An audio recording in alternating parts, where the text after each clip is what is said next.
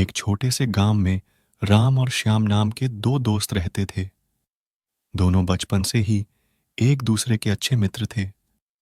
गांव की हर एक गली और खेत उनके खेलने का मैदान था। वे हमेशा एक दूसरे की मदद करते थे और कोई भी काम एक दूसरे के बिना नहीं करते थे। एक दिन गांव में एक वृद्ध संत आए।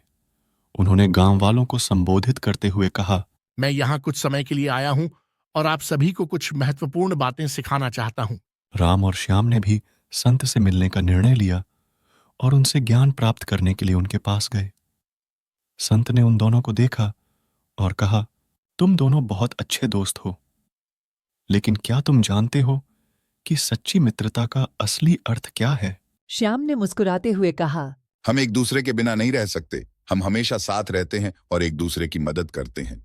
यह अच्छी बात है, लेकिन सच्ची मित्रता की परीक्षा तब होती है जब संकट का समय आता है। मैं तुम दोनों को एक कार्य देना चाहता हूं। इस कार्य के माध्यम से तुम अपनी मित्रता की सच्चाई को जान सकोगे। जंगल में एक बड़ा खजाना छिपा हुआ है।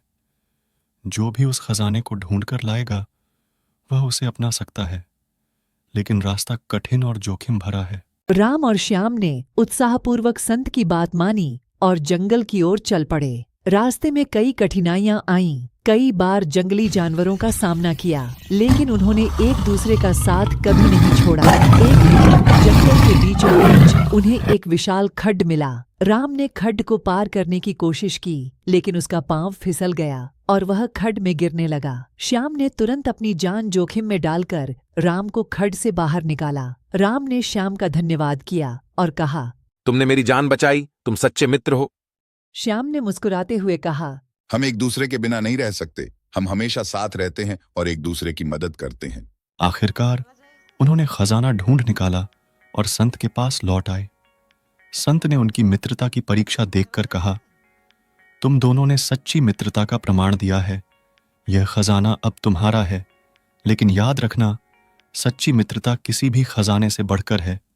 राम और श्याम ने संत की बात को समझा और खजाने को गांव वालों के साथ साझा किया। उनकी मित्रता गांव में एक मिसाल बन गई और वे हमेशा एक दूसरे का साथ निभाते रहे।